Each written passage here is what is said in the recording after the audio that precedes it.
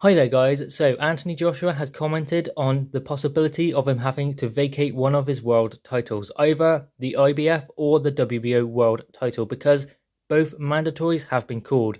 Now, who Anthony Joshua fights will be between Kubrat Pulev, the IBF mandatory, and Alexander Usyk, the WBO mandatory. Now, Anthony Joshua is going to probably have to vacate one of his belts. But which one is the question? Now, in my opinion, it will be the WBO, because then the vacant WBO belt will be contested between Joseph Parker and Alexander Usyk, two matchroom fighters, and obviously the IBF, if that were to be vacant, would be contested between Kubrat Pulev and Adam Kownacki, a PBC fighter and a top-ranked fighter. So that would put that belt on a different platform and make the politics very difficult for there to be a unification fight between Anthony Joshua and the winner of that fight.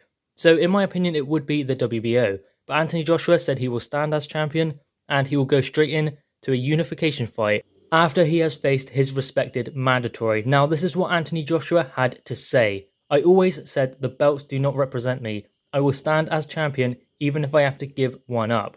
It would give me an opportunity to face another world champion. I've beaten 4 world champions on my record now. If I have to give up a belt, it creates more history and more entertainment. If I have to, I'll give it away, but then I'll get it back again. So there we have it. Anthony Joshua has explained if he has to vacate a belt, then he will do that. It's not going to be his first choice, but ultimately he's not going to have a choice, it seems, because both of those mandatories are next, and neither governing body seems willing to budge on that. So Anthony Joshua is going to have to vacate a belt, and as I previously explained, I believe it will be the WBO, just because of politics in the sport.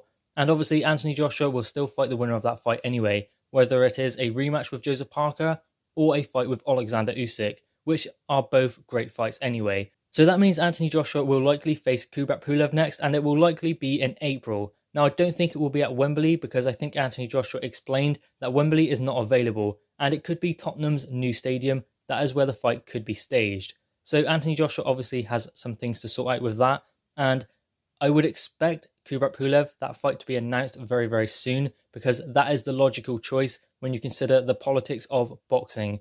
Obviously, no one wants to lose a belt, but to lose it to a rival promotion company with a different broadcaster as well, it creates a lot of problems when it comes to making a unification fight. And Anthony Joshua will want that fight straight away. He will want to get his IBF mandatory out the way, Kubrat Pulev, who I think he beats within 6 rounds. To be honest, I think that Anthony Joshua is just going to be way too much for Kubrat Pulev, especially considering Pulev is now 38, 39. He's at the back end of his career, and maybe one more payday and that's it for Pulev. I don't know, but I just think that Anthony Joshua will be too overwhelming for Kubrat Pulev. Obviously, Pulev can create some problems for him.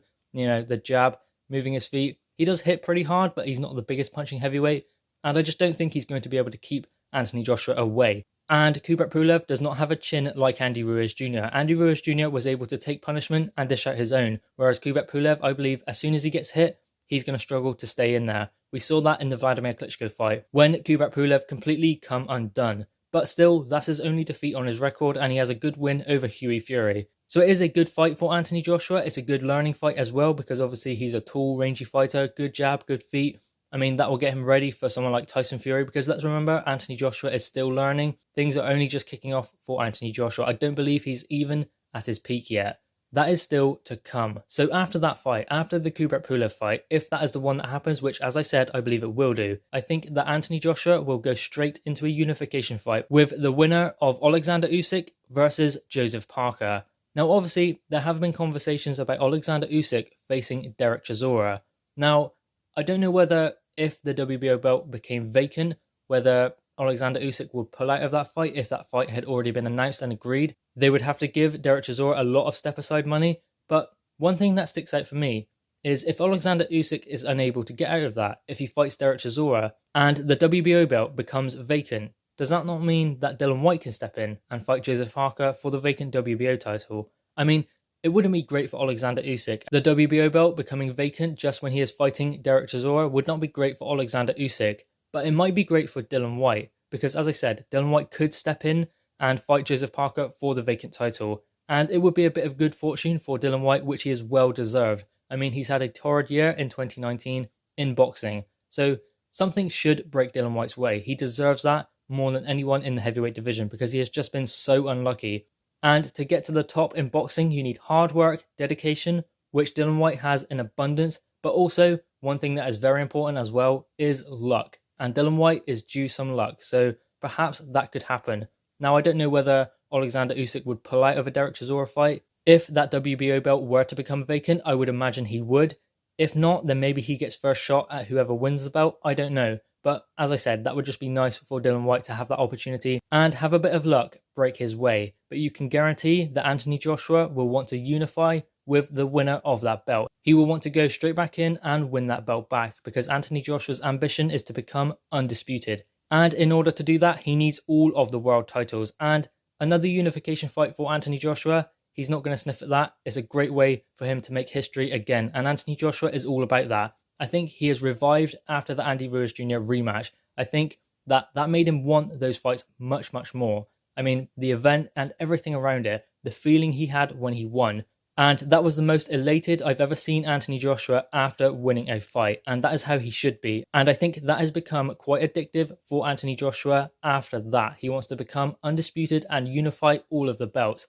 And that makes Anthony Joshua very, very dangerous in the heavyweight division because he has that ambition and he wants those fights more than anything. Guys, what are your thoughts on this? Anthony Joshua saying he's probably going to have to vacate a belt, but he will go straight into a unification fight with whoever wins that belt straight away.